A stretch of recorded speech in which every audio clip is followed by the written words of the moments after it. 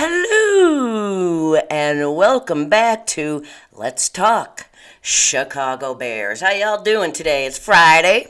I'm sure all you working stiffs are happy.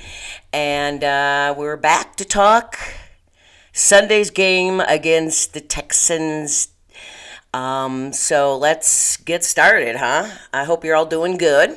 So let's start talking. Okay, so we got another game, game 3, in Soldier Field on Sunday at noon, your time. And we'll see what happens, right? So let's go over a little information here, and then we'll talk some Bears. The Texans and the Bears they started playing in 2004. They played 5 times, and Texas is winning quite handily. They've won 4, and we've won 1. Let's change this, and let's win this week, and we'll make it 4-2. So let's see. Yeah, Texans haven't been around that so long, so that's why the Bears haven't played them a lot. Plus, they're not in our, they're in another league and everything. So, but Lovie Smith is their head coach. And as you all know, Lovie also coached the Bears as he was a head coach from 2004 to 2012. He was 81-63 when he was with the Bears, and in 2006, we all know he took us to the Super Bowl, which we of course lost in that driving rainstorm to Indy. And under Lovie, the Bears won 3 division titles. So when Lovie was here, we had a pretty good record.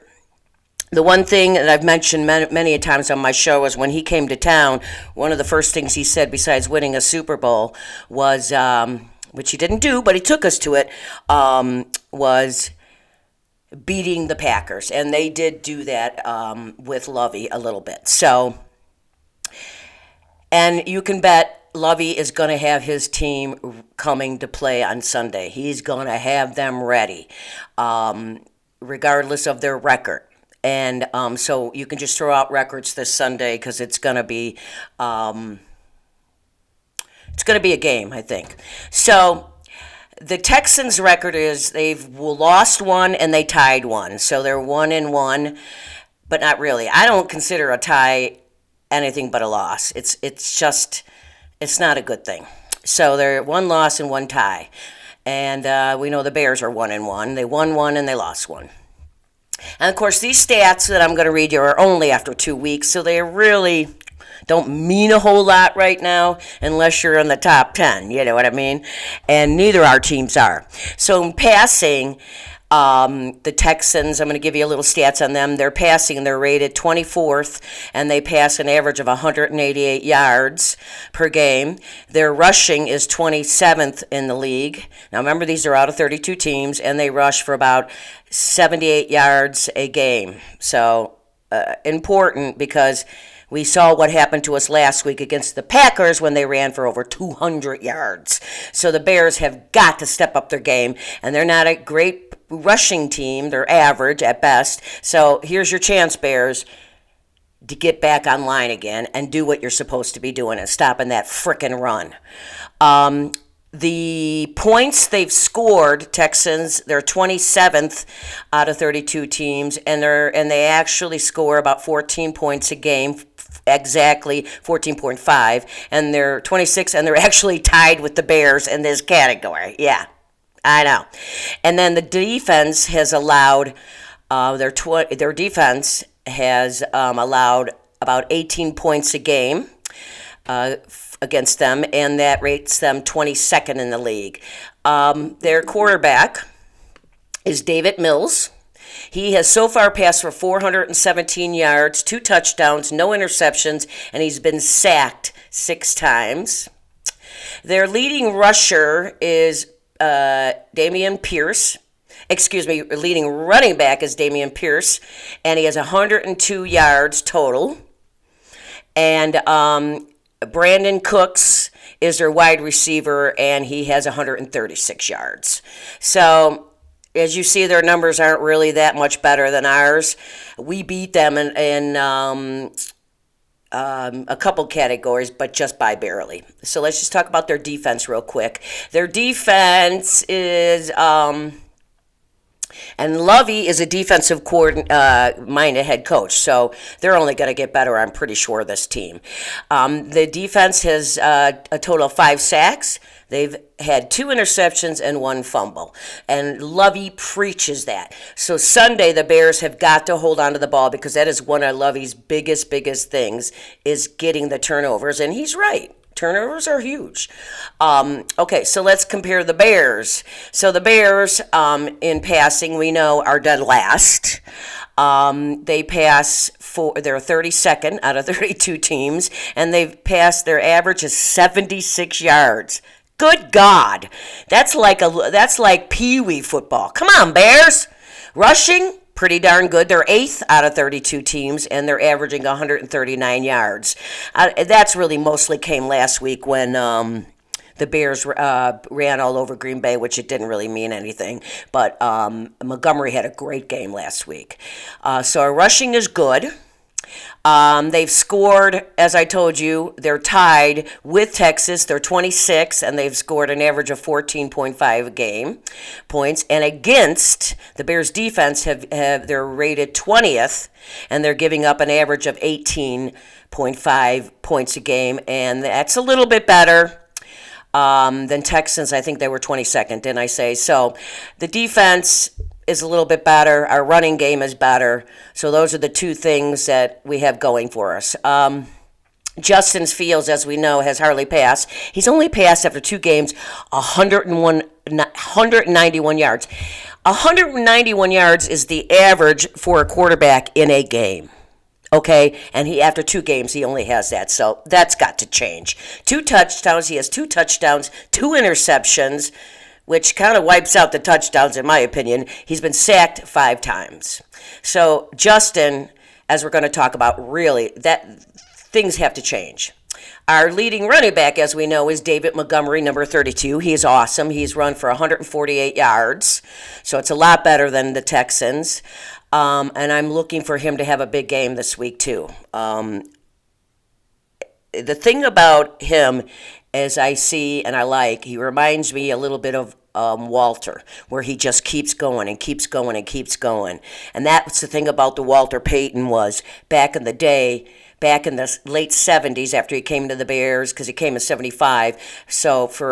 And then early 80s, especially in the late 70s, when everybody knew the Bears couldn't pass because they never had any good quarterbacks, and they knew the Bears were going to run, and Walter still got 100 yards a game. It didn't matter that they knew he was going to, every play was to him. And he still got the yards because he was one hell of a running back. He's the best in my opinion. So David, let's go. Our leading receiver, which is really sad, is St. Brown with number 19, St. Brown, and he only has 57 yards receiving.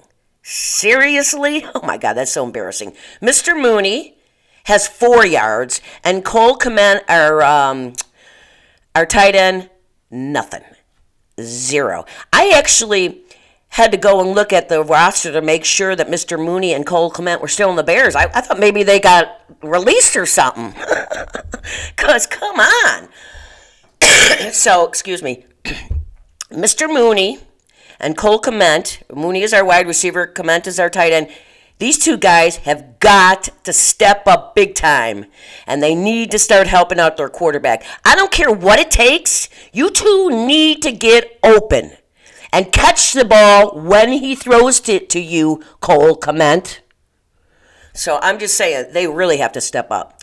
Okay, our defense, our team defense, we have 5 sacks, 1 interception. We need a lot more of those, and 2 fumbles. We need more from our defense when it comes to that. And they really, really need to stop the run this week.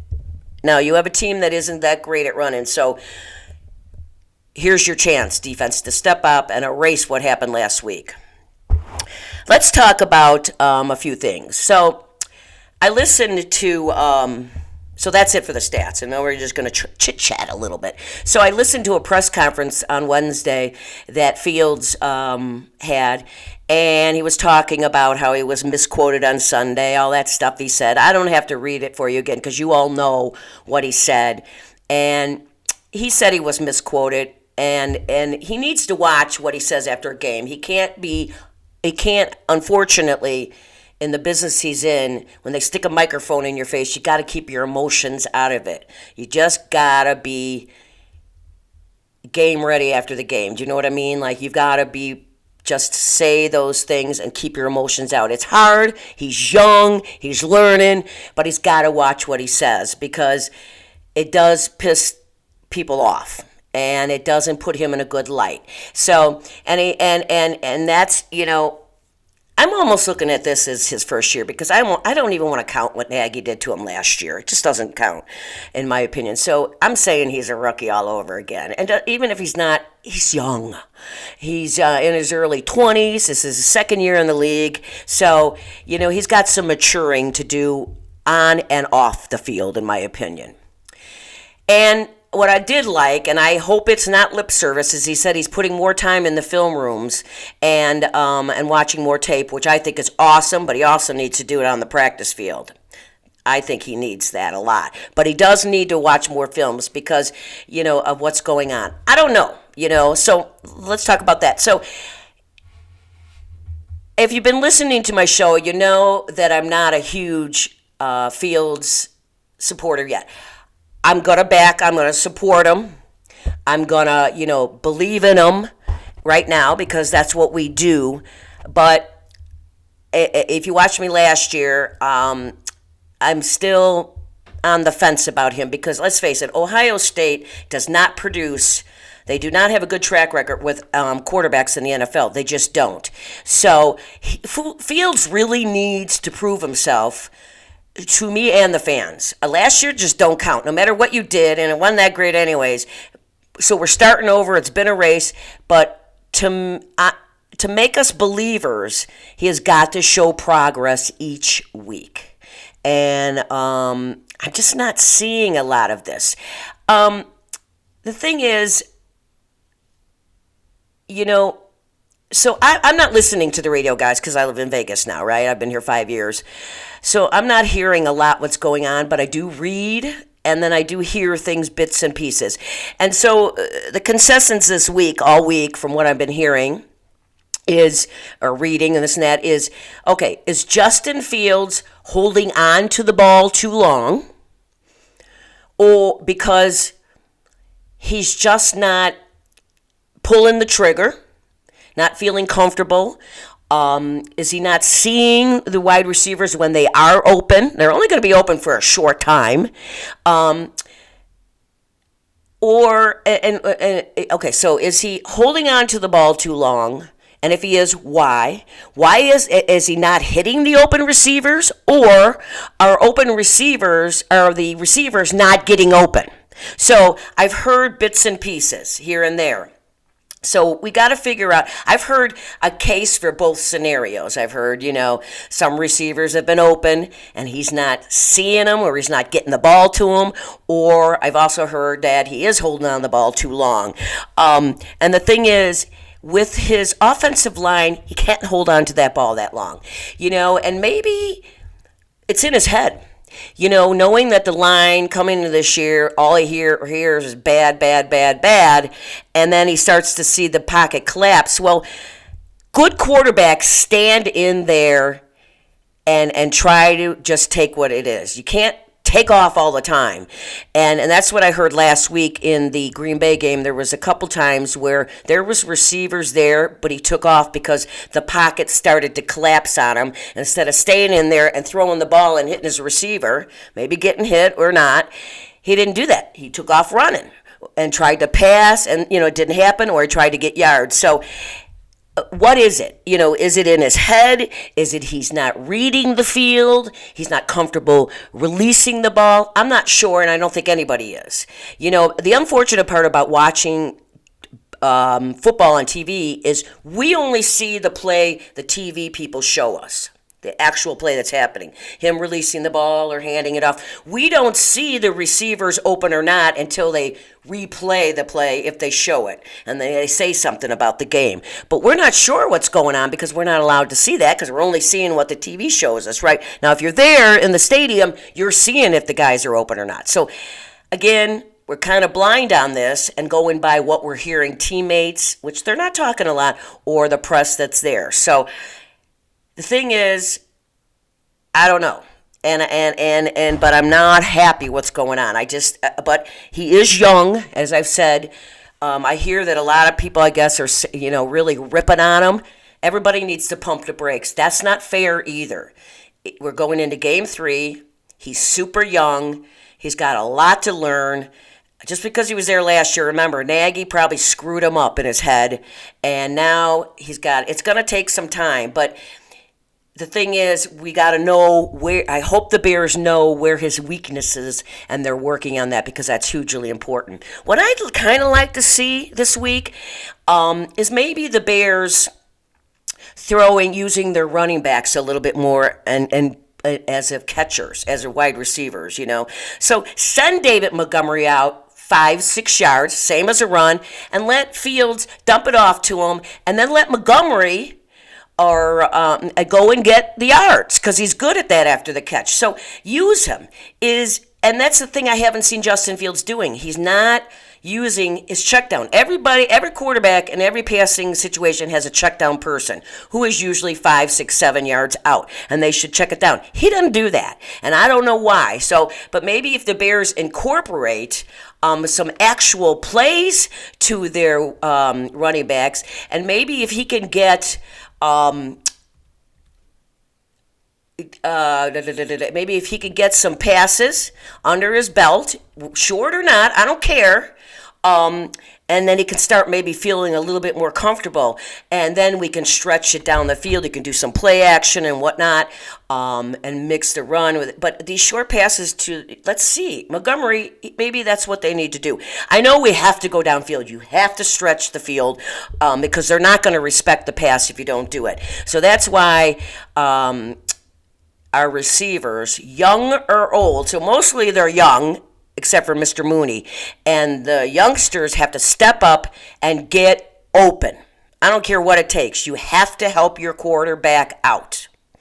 And then the veterans have to step up even more because this is on you, Mr. Mooney, and you need to get open more, and I mean that. I love Mooney. I love him. Number 11, Mooney, but I'm not happy so far this year. So, like I said, Cole Kmet and Mooney really, really have to step up. Now, of course, our offensive line, it's been doing pretty good with the run, certainly last week, but they can't hold. So the thing is, I've heard some people say that they are holding the, because you're supposed to release the ball quarterbacks, within 2 to 3 seconds of the play starting, and I've been hearing that, and watching on TV, you don't know because you're watching on TV, you're not counting. And I've heard 1 or 2 people say that actually he's been getting enough time, time-wise, to throw the pass before the line collapses. But he's just not releasing that ball out of fear, out of not reading the defenses, comfortability. I don't know what it is with him, and then I don't know. So he's got to start. The line has got to try to hold him a little bit longer. Now, Lucas Patrick is, I think that's his first name, or Patrick Lucas. I don't know, whatever. Our center, I should have wrote it down. Our center we're hoping he got the club off his hand, and he's been practicing snapping this week. So if we can put him in where he belongs at center, and then we can move everybody else around to where they should be, we might have the best 5 guys on the line that we have on the team, and that might make a huge difference. So we'll see. But the line, I know it's a lot to ask, but you just got to step it up more because we have to get this passing game going because They won't respect. They're not going to respect the pass at all, and they're going to try to stop that run. They're going to come out doing that, and I think the Bears, uncharacteristically, I think they should pass a little bit more in the beginning of the game. I want the running game to get going too. Very, very important, because if you can get both aspects, running and passing, going, you got a good chance to win. So, I don't know. It really, at the end of the day, everybody needs to step up on that team, period. Right? The defense, of course, our defense looked good in game one, terrible in game two. I mean, they gave up 203 yards rushing. Yeah. And then they gave up those touchdowns. And they were on the field a lot. They got tired. So, we got a lot of rookies in there, and the rookies will learn each week. We knew going into the season it was going to be an up and down season. There's going to be mistakes because they are young. But last week looked pretty bad. So I'm hoping that they all watched the film this week, learned from what happened last week, and correct that. And rookies are going to make mistakes. We know that, as long as they correct it. I think there's a lot of potential here with the young guys. They just need to get these games under their belt and see more and more what's going on in the NFL. So that's where we're at on that. Now, there are some veterans on the team, and like Roquan Smith, although I heard he was questionable because he didn't play on Wednesday.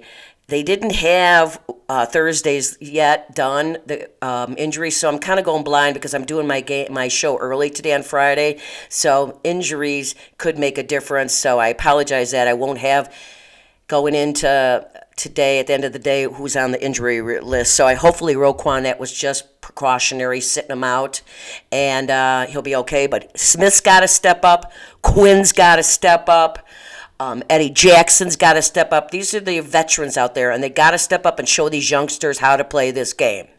And I really would like to see our defense get some more sacks and turnovers, but we're going to talk about that in a minute. But sacks would be great if we could get in the head of David Mills, their quarterback. And the defense has got to get off the field and stop long drives, because if they do that, they won't be as tired, and then our offense will be back on the field. So they cannot allow long, sustainable drives. They have got to stop that, okay?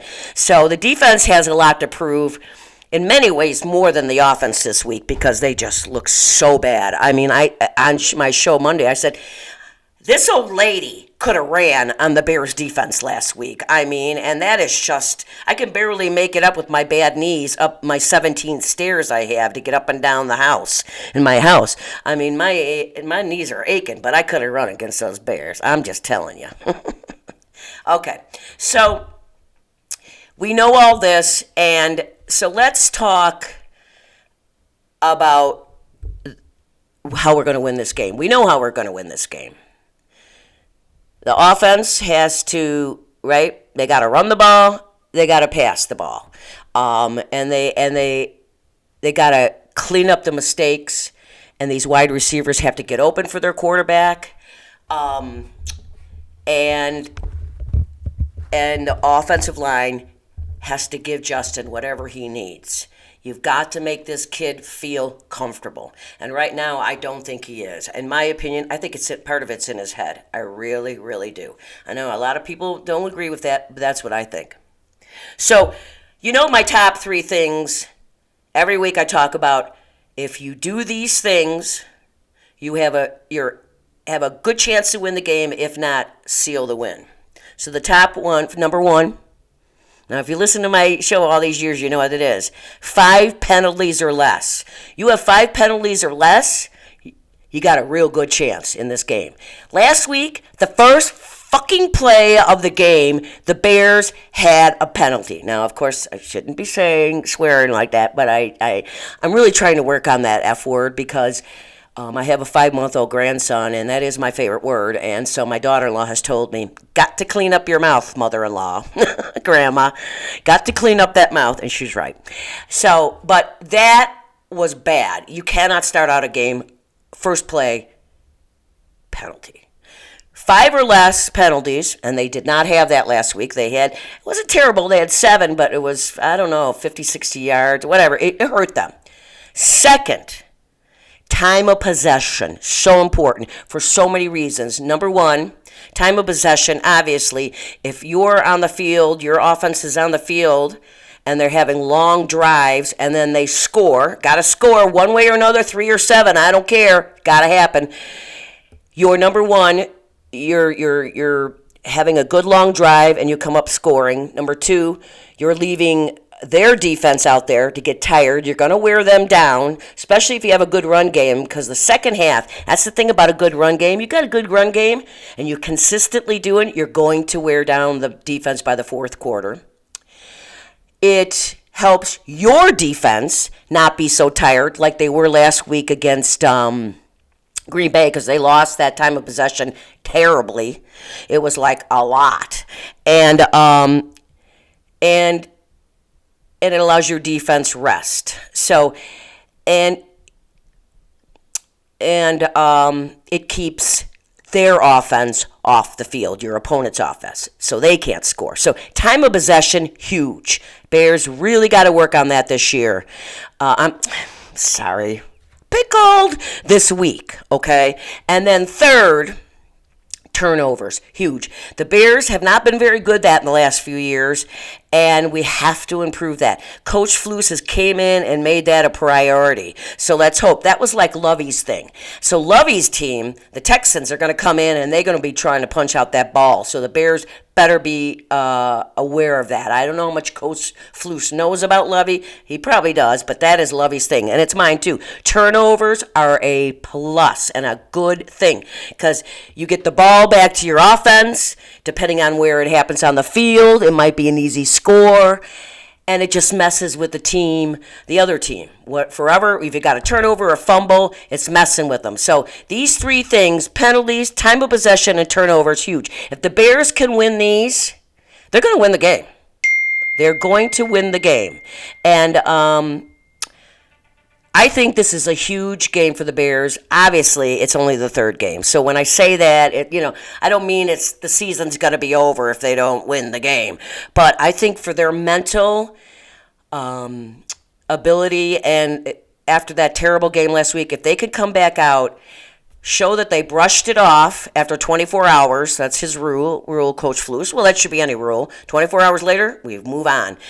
And the show that they've just forgotten about it and they win this game will show us a lot. It will show us their character and their bounce back ability, all that stuff. So for them, I think it's really huge that we pull this game off and win for so many reasons. Again, the Bears are not going to win go to the Super Bowl or the playoffs this year. It's just not going to happen. I mean, would we love it? Hell yeah! But it's just not. But this year our goal is to get better each and every week. So we see progress. So going into next year, then we can hit the ground running, and then we're going to win it all. So lots of work to do, but big, I think, if we can win this game on Sunday. So let's hope. Now, it looks like as of right now, when I looked the other day, my microphone is messing up. It looks like the weather was going to be pretty good. No driving rainstorms this time. Excuse me. And so let's see, right?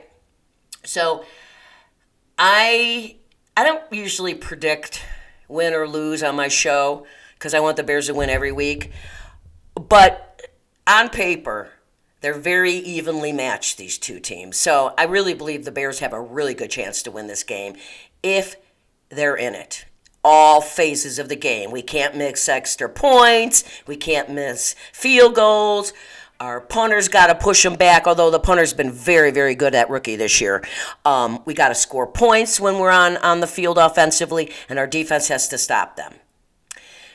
So let's see, right? So thank you all. We'll see what happens on Sunday. Go Bears. And then of course, we'll be back Monday to review Sunday's game. Hopefully, it'll be a victory Monday. And again, thank you for watching. I always like to thank everybody. I really appreciate it. I'm averaging a pretty good a number of viewers, so I really, really, really appreciate it. This old lady loves it as much as I love my Bears, and that's a lot. So on that note, I end my show the same way, like it or not. Be kind to each other. Let's stop hate. Let's do this together. Be kind to one another. Smile at people when you're out and about. Smiling at people, and then when they see you smile at them, and then they're like, and they smile back, it's nice. Because there are so much negativity going on out there. So, again, we're in this together. Let's do this together, okay? Be kind. That's all I'm asking. And love one another. And on that note, I hope I gave you all the information. I hope we win on Sunday. Me and my grandson will be watching. And I don't know. I'm ready. And I think, I like I said, I don't predict wins, but I think the Bears are going to win. So, as always, I love you guys. Keep on rocking and rolling from Vegas, baby. And go Bears! Yeah, baby!